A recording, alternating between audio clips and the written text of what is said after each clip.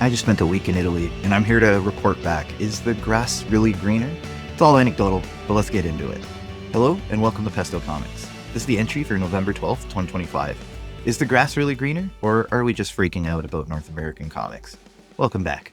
So I've done something I haven't done in decades, really, and that's pick up a comic off of a newsstand. So this isn't really your typical comic. This is, a full black and white, digest-sized comic, but still, the fact that I was able to get something off of a newsstand and read it in the airport, read it in bunny ears, because I'm still an A2 level reader, which means I'm barely out of elementary school level reading, but still, I'm able to get through it. Context clues with comics really do help when you're trying to learn a new language. But all that said, the fact that I was able to get it at a newsstand and be able to read it in hand without having to go to a bookstore, without having to go to a comic shop and have to explain like, oh, is this issue 3 of a 5-part arc or any of that kind of thing. The fact that I was just able to go and get a story that is from end to end right off of the rack at a newsstand. You get something new, something that was printed today, not something that was reprinted from a decade ago, means a lot. It's something that we haven't seen in North America in a long time. Does that mean that it's better? That's a big question, and that's something I want to answer today. So I'll let the cat out of the bag right off the hop. If we're comparing the two markets of North America and Europe, there's still the one outlier that's dominating them all, and that's manga. If you go to any bookstore in Italy and North America, to be honest, you will find that the comic section, although robust and although very impressive, considering how we treat things in North America, and we basically expect you to go to the LCS, with most of the bookstores now being independent, and having only, I guess, Barnes & Noble and Indigo here in Canada and a very small comic section for those, you will find that most of the books that are on display, most of the books that are being pushed are manga. And that is true in Italy as well. One place that really caught my eye was the Feltrinelli in Milan. It's a big bookstore. It's their big chain there. And on the 3rd floor is all comics. And I say comics with an asterisk. Of course, there's music and stuff on the other side. They always seem to be paired together, the comics and the music, but that's fine. But on the comics end of the floor, there was a couple shelves that were comics, and that looked pretty cool. It's the Just Comics section, written in English. And on the other side of the wall was basically the entire floor was manga, even with the walls decorated with statues, with all kinds of stuff. And that's where everyone was. People were kind of blowing past the North American style comics, or Western style comics in this case, as most of the comics there were also Italian. Most of the Western comics were things to get through, were a part they had to get through to get to One Piece, to get to Chainsaw Man, to get to all these other books that were on the other side. So it's not something that's just contained to North America, that the new generation is more into manga and all that. But it seems to be consistent even in Italy. All of this being anecdotal, of course. But the one thing I did notice that was very comforting was I did see people reading comics out in public. I was on the train. I saw people reading comics. I saw taxi cab drivers reading comics while they were waiting for fares. I saw people reading comics in cafes. You don't see this in North America. You don't see people walking around with the latest trade of Absolute Batman reading it at the Starbucks, right? You don't see them out in public. You see people at conventions reading comics. You see people, maybe you might see people on your commute reading it, but realistically, you're not seeing it everywhere. Where in Italy, I've seen regular people and adults reading comics all over the place. So it was very comforting to see that it's still a part of the culture. It's still something that people are not ashamed of, almost like we are in North America, to admit that we're into comics. So it was nice to see that it was just another piece of literature for people to read.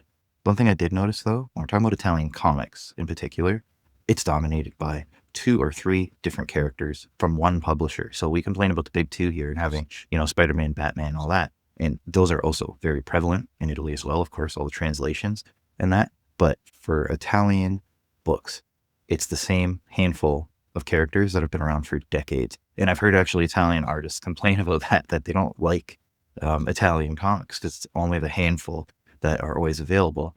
So the most popular is actually the Disney characters. So there's Topolino, which is Mickey Mouse, and Paperino, which is Donald Duck. So you'll see those absolutely everywhere. And a lot of artists that actually got their start here in North America started drawing with those books. It kind of shows that you can draw something consistently. You can take a publisher's character and draw it the way they're expected. So it's a great proving ground for a lot of those trying to break into the North American market. So I can see why those are still popular. But those books take up a lot of shelves all across Italy. So I found that to be very interesting, although not news to me. The characters you would see across Italy was Tex, Dylan Dog, Nathan Never, Diabolic. It was all the same characters over and over, created long ago, just being reprinted over and over. New books with these characters that were also available, but you weren't seeing, a constant generation of new characters, of new ideas. It was very familiar to what we do here, where we just keep reprinting the same characters in different formats, in different versions, and we're not really looking for the new hot thing. And that seems to be consistent in Italy too. So it's certainly not just a North American problem. This is a thing that happens across Western comics.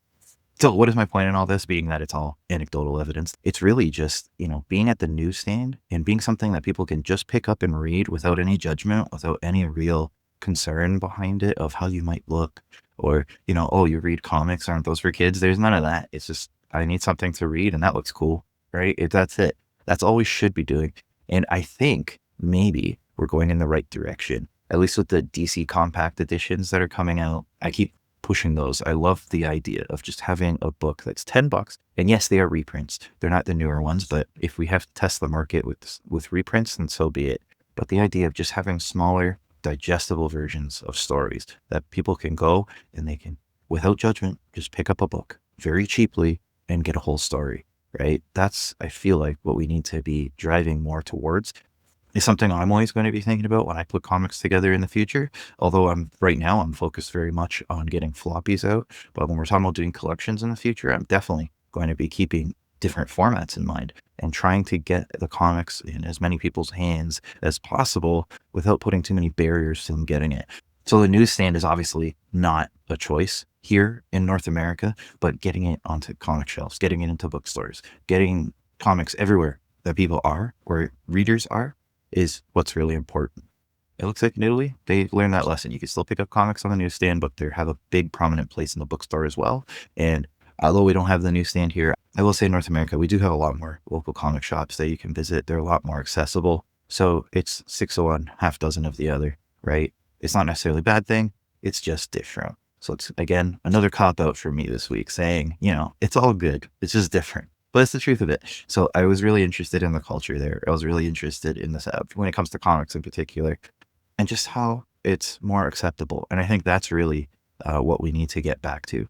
Everybody watches Marvel movies. That's not a big deal. And everybody loved Superman this year, or at least I did. And I feel like everyone did, right? But everybody's going to these movies and enjoying these characters. So it's strange that we don't extend that to reading the comics, and hopefully we're getting there, and hopefully it's becoming more acceptable. The new generations that are coming in, not like the millennials and Gen X of my generation that you'd get, cross-eyed looks if you were reading your comic out in public. So I'm hoping that's changing, and it seems to be in Italy, and I hope it's coming to North America too. So we'll just have to see. But the key thing I really want to take away here is in Italy, they're still going after readers, and that seems to be the key.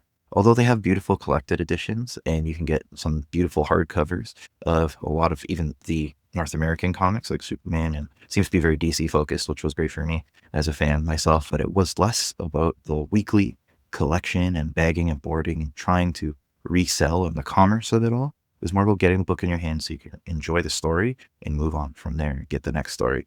That's kind of what I feel like we need to get back to here. We need to tell the stories more than the investment of comics in the collection. Again, I'm a collector myself. I have a CGC collection as well. So I'm part of the problem as much as I'm saying that we need to change into this other way. But I think if we focus more on the readers, which seems to be the way that manga goes as well, that you're picking up these digest books to read the book, not just to get a collection, right? And I think that is what we're missing. That's what we need to get back to. I think DC's on the right track with these compact collections. It looks like Image and some other groups, Vault, are doing these as well. So I think we're headed in the right direction. I think we need to push for readers over collectors. So with that, I want to thank you for being here. I'm a little more subdued than usual this week. Still fighting a bit of jet lag. It's very early in the morning in Italy, which is where my brain is at, then just barely early in the morning here in Canada. So I'm still adjusting a little bit. So please forgive the subdued tones this week. But we'll be back to normal next week with a regular post with me yelling into the mic like I usually do. As usual, I want to thank you for being here. I mean to 10. If you're watching this on Substack, stick around as I continue on and we go into the super secret epilogue as I talk a little bit more about all of this, kind of just free-flowing, just right off the top of my head thoughts about everything we talked about today. And then if you're a paid subscriber on Substack, we'll get into the market insights I got from reading this book. We'll get into it very briefly, but I just want to talk about some of the things that I'll be taking into consideration as I do my comics in the near future. So with all that, I want to thank all of you for watching. We'll be back next week with more. Have a good one.